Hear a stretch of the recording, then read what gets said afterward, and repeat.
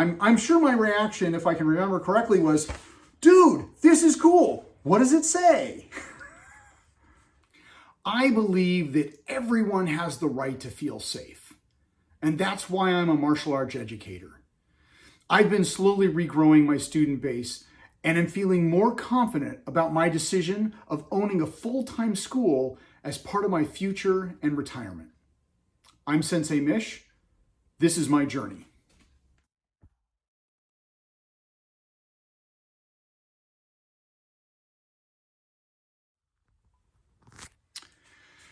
So let's dial back about 28 years-ish. I've been in the martial arts for about 30, so this happened just a few years into my training, my studies. So let's say about 28 years ago.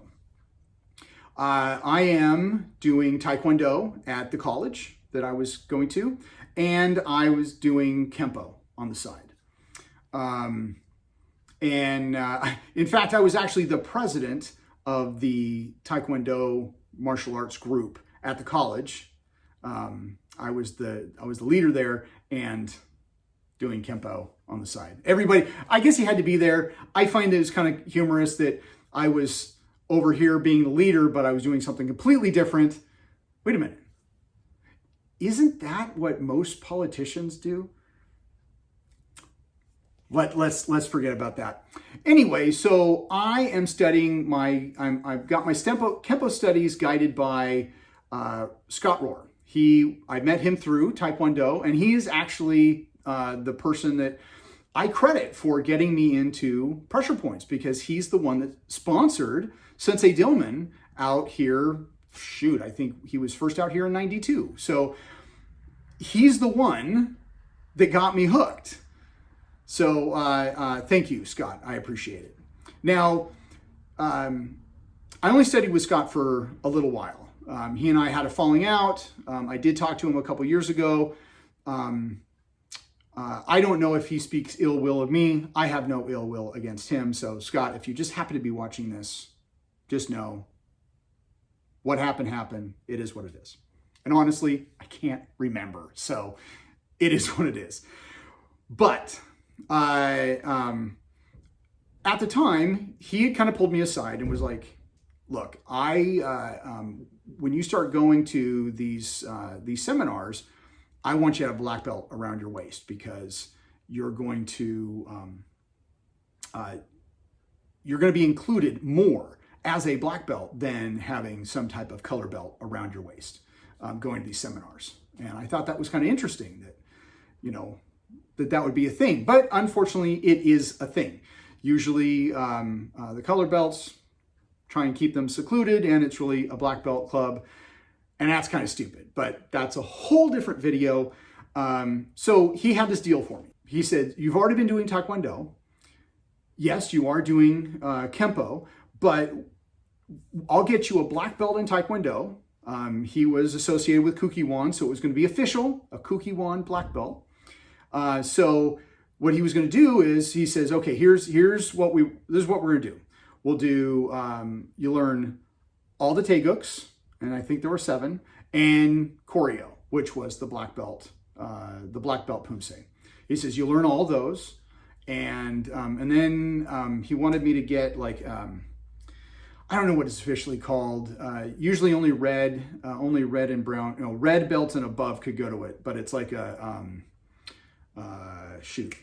Taekwondo's a sport. So either a reffing or a judge type of training. So I'd be a certified judge. So he says, you do those pumse and the judging thing, and I'll get you your black belt. So you can actually go to these seminars, have a black belt around your waist, and not be unincluded in what's going on. I thought that was awesome. Great. Okay, cool. We will, but of course, there was a rule. I still had to do my Kempo studies. It wasn't just going to be this. It had to be both. I didn't have a problem with it. No problem at all. So getting to the end of my black belt in Taekwondo, that actually never happened. I was learning choreo, and then there was a misunderstanding. Not going to get into it. Probably never will get into it because it's not really important. But what is important and what is the subject of this video that I had to go into this 5-minute diatribe of history is he gave me a gift. He gave me this. To give a little bit more context, we were studying in his home, out of his garage. It was a little single car garage. I honestly don't even think it had a door on it. So it was open, open to the weather. So and that's where he trained. He had a bag in there, but he had this hanging on the wall. And one day after class, he's like, Mish, I have a gift for you. He says, I want you to have this. Now, it was in a different frame. I put it in this frame because this frame's a little bit sturdier. The other one just ended up falling apart. This has been on the wall of my dojo for a long time. Even though we parted ways, it's always been part of the dojo. Now, in the new design, it did not make it into the new design, but as I sit here talking to my camera, I think I'm going to find a place for it because it really, this was a gift to me from truly my first instructor. Okay. The school instructors, they were great. But Scott was really my first real instructor. It was I was almost like a deshi to him. I would help him out. I would do things. I was like, it was great. So he gives me this gift. I have no idea what it says. So there it is. Try and keep the light glare off the glass. If you can tell me what this is, what this says, that would be really helpful. Because he never told me. I believe he knew what it meant. And I did ask him. I'm like, oh, I'm sure my reaction, if I can remember correctly, was, dude, this is cool. What does it say?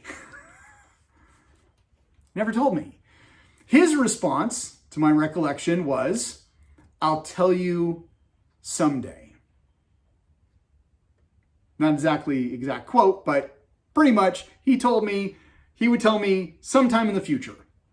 And then, of course, we end up having a falling out, and I never find out. So, I have my viewing audience.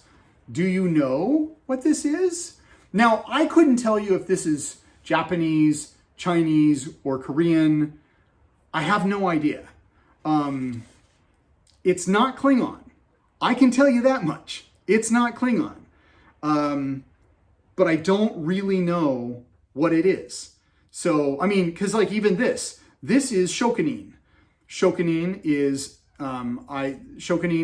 it means artisan or craftsman in Japanese. My last name, handworker, can be translated to craftsman or artisan, so I've chosen this as handworker. But I go into a Chinese tea house and the guy's like, oh, you professional martial arts. Well, this means professional. I was like, oh, that's really cool. Artisan, craftsman, professional. So I don't know. This has, two different cultures, same meaning, but, a little bit different. Don't know. So my request to my viewers, if you're watching this, what is this? I'd really like to know. And Scott, if you actually come upon this video, what is it? Reach out. I would love to talk. So there you go. Put your comments in below. Tell me what you think it is. If you don't know what it is, don't be like, oh, it means the special at the Chinese place down the street, because that's stupid. Okay, this honest question, I'd really like to know what it is. So I'm gonna put this on the wall. You put your comments in the below, and if you stuck around this long and you still haven't liked, shared, or subscribed, please do that. I would really appreciate it. Until then, until the next video, stay safe.